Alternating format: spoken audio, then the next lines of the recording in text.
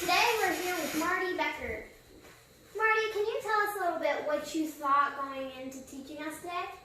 Well, first of all, I really enjoyed the day I spent with you guys. I thought we covered a lot of real good, solid basics to what we need to have us progress our roping, and we learned a lot about some horsemanship, and all that kind of stuff is really cool to get a foundation started with your runs. And I thought it was a real successful day. And what did you think, Kenzie, on what you learned today? I thought it was pretty nice, yeah. I learned a bunch of stuff today, so. That's cool. So with your riding, to start off with, when we first started, we were kind of in the back of our saddle just a little bit, and it was making it a little harder for you to swing your rope and get the angles that we needed to catch the calf or heel a steer, right? And I thought you getting up in the front of your saddle a little bit more and giving you that little extra height with your body helped you get your angles to where we got roping a lot there at the end, didn't we? And catching. So that was perfect, huh? Mm-hmm. You bet. Cadence, what did you think? I thought it was really fun. I learned some really good techniques on everything from the breakaway to heading to heeling, and even to the goat tying we did. I learned a bunch of good fundamentals that will help me go on and succeed earlier, so I can just get smoother and faster as I go.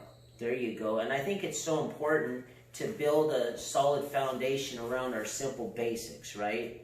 And that's what we talked about today, huh, girls? Is just simple basics of whether it was horsemanship or just little things, how we're swinging our rope to help our simple angles to catch our targets.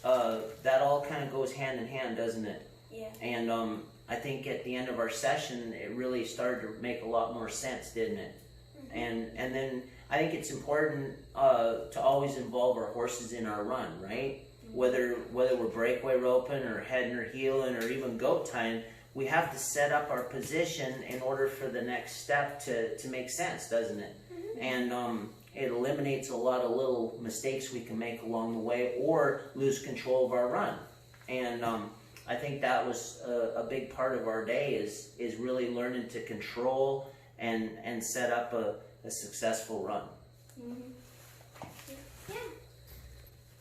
So, Marty, today, when I went into mostly the breakaway, I wasn't getting my loop all the way over the calf's neck. I was either piling on the top of the neck or just going and didn't go all the way over the nose. So what you did was you helped me learn why and how to fix it. So first of all, I was sitting back too far in my saddle. So I had to get up in my swells and just throw it, but not speed it up. Just throw it like it's just another swing at a different target, and just not to flick your wrist, but like read the time, tell the time. So when you go around, you look at the back of your hand, and if it's the wrong way, then you need to fix it, because then it's going to affect how you're swinging. Exactly. And I think that really made a lot of sense once we worked through a couple of those little scenarios, right? Mm-hmm. And then it created a lot more rope control. So now when you take your rope to your target in your delivery, you understand exactly where it's going, right? Yeah. And that's huge. Like, that's just growing rope control of understanding what we're doing with our loop. And then, boy, after you made a few runs like that and it was starting to kind of click and feel it, we roped a lot of calves, didn't we? Yep. And that's just a huge little tweak here or there. It's not always a big thing, but little things can turn into big things of like, why is this happening? Why is my rope only getting to a certain spot, not getting all the way? And it usually comes from how we're riding or balanced in the saddle. And that's where we started first. We worked on our balance points first. And then once we got comfortable with that, then our rope just followed, and now we're getting more follow through, and it's flowing out of our swing a lot smoother. We're not swinging slow and then trying to push our rope to our target, right? Yep. You're utilizing some more swing speed to your advantage, to where now I've got momentum in my swing to where it's going to help me carry it to my target without pushing my rope. Yep. And that's where we want to stay away from the part of, going faster in our delivery than we're swinging. Okay, we want to be able to come out of that swing speed and utilize that swing speed to help us deliver our rope, and that's how we maintain the control, right? Yep. And I thought you did a great job with that today, and something fun to be able to keep working on, huh? Yeah, thank you. You bet. So today you kind of helped me getting up in my swells a lot more, and on heeling I figured out I was actually swinging a little bit on the wrong side of the steer. So you helped me with that a lot. And then breakaway, I was not very good at breakaway when we started at all, and you helped me a lot with that too. I think just our position and how we were kind of balancing ourselves in the saddle really helped them little equations come more clear to you, right? Mm-hmm. Kenzie, first of all, like you being up in your swells a little more in your saddle give you a lot more of a balance point to where you can stay centered on your horse more now. We're not trying to lean over to the right too much out in that right stirrup. And when we do that, when we get off the center, it goes right into the angles that we swing our rope. Mm-hmm. And that's what was hindering your delivery of where your rope's gonna go to. And that's a little bit why it was getting way on you, right? Mm-hmm. When you stay centered, you're allowing that rope to follow you a lot longer and stay with you, so you can go ahead and place it on your target when you rope the neck on a calf, or helping you break your rope through the feet when you're heeling. And there's a lot of great loops in both events, I thought.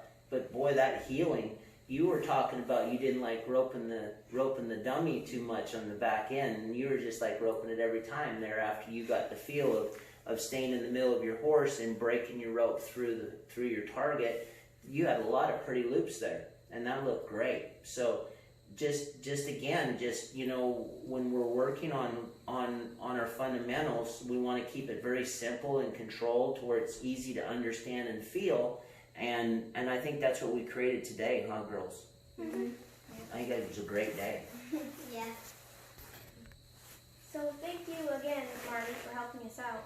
Yep, thank you. Yep, so remember, if you want a private lesson with Marty, just go to Becker's Performance Horses on Facebook. Bye, everybody. Bye, everyone. Have a good day. Hey, everybody, I'm Kenzie, and I'm Cadence. and together we're the DK Cowgirls. So today we had a lesson with Marty Becker. We're going to talk about that.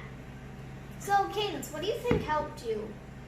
What do you think he helped you with? He helped me with a lot of things.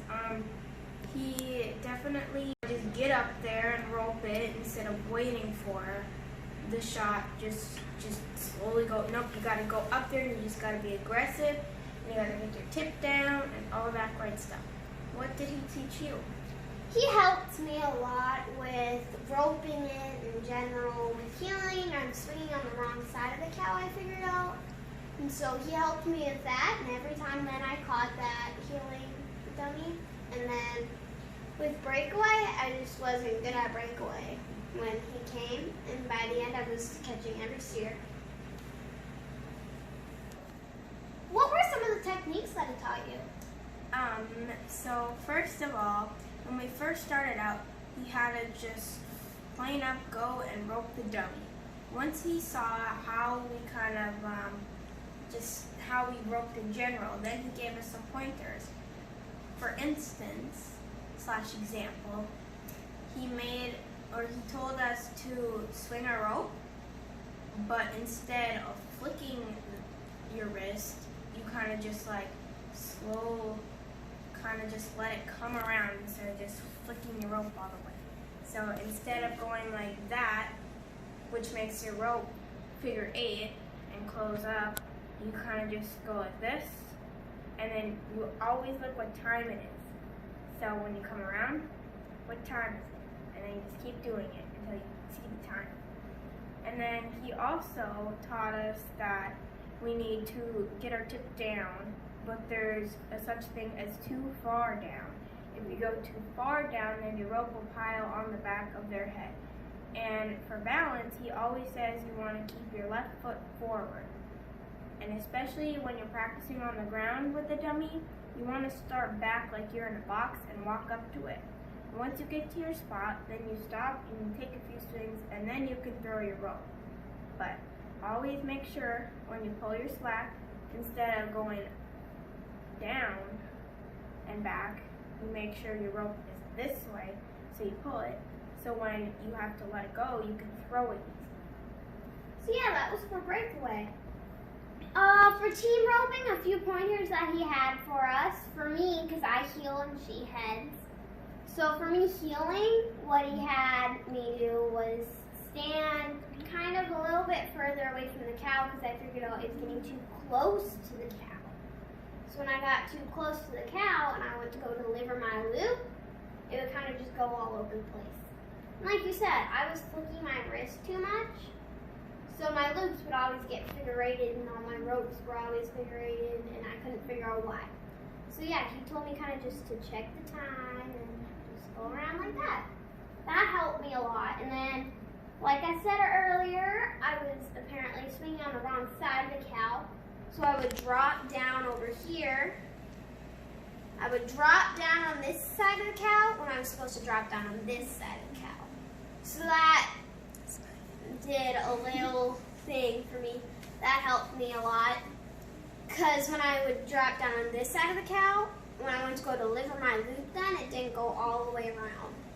But when I dropped down on this side, when it came around, it would just follow through. And then I could pull it up. And then also when I was pulling my slack for heeling, you're supposed to go like this. I actually one time went like this. And that doesn't work for heeling, so yeah, he helped me with a bunch of things. So for heading, I was swinging a breakaway loop for heading. So my loop kept collapsing and it wasn't going where it was supposed to go. So he taught me just to open my arm up and make sure my loop is right to left. And just get to your spot and then stay there a couple times while you swing. So one of the things that mainly I was struggling with my heading was that when I got there, I was pushing my loop too fast, so my tip would fall behind and my hand would push it too far, and then it would just pile on the back of the head. So I wasn't swinging my loop fast enough, and I couldn't get it out there enough, so it was just piling on the back of the head. So he taught me that you have to just go and just swing. Sometimes you gotta swing faster to get your speed there. So then your speed's there, so you don't need to push your tip. Great. So with go time, what do you think helped you with go time? Well, for one thing, when I was tying, my leg kept getting stuck in the string, in the stake. So one thing he taught me was as you're going to the goat with your butt down, in one motion, once you grab the leg and the flank, you just kind of throw your leg over the string and get it ready, and then you can just flank it up on your knees, throw it down, and then when you tie, he says to kind of, instead of going around like this, you have to flip your elbow out, so then you already have a loop there. Yeah, with me, my leg kept getting tangled up in that rope too, and so every time I went to go flank my goat, I would get stuck, so I couldn't flank my goat. And he taught me how to pick it up really far and slam it on the ground because I was only picking it up a little bit, so the toes were still on the ground. So when I went to go push it down, it would just stand up because I didn't have it flanked all the way. And then tying, yeah, he helped me flick it around a little bit. And then just getting my tie faster, that helped me. So another thing was he helped me getting low to the ground so I could just snatch up that string. And he helped me flip my leg over the rope quick so I could just flank the goat really easily. And so yeah, he helped me with a lot of things. What were a couple things that you enjoyed about having a private lesson with Marty Becker? I think having a private lesson with him was great because I was having some troubles myself. So that helped me a lot. What do you think? Well, I think my favorite part was that he helped me with everything and not just one specific thing. He helped me with my heading, my breakaway, my goat time. I really liked that about today. So, if you would like a private lesson with Marty Becker, just go to Becker Performance Horses in Facebook. Shout out to Marty Becker for giving us both private lessons. Bye, everybody. Have a good night. Thank you for watching, everyone. Today, I hope you learned from some of our bad habits that were really bad, but hopefully it helps you guys succeed better. Yeah. Bye, everybody. See you next time. Thank you for watching.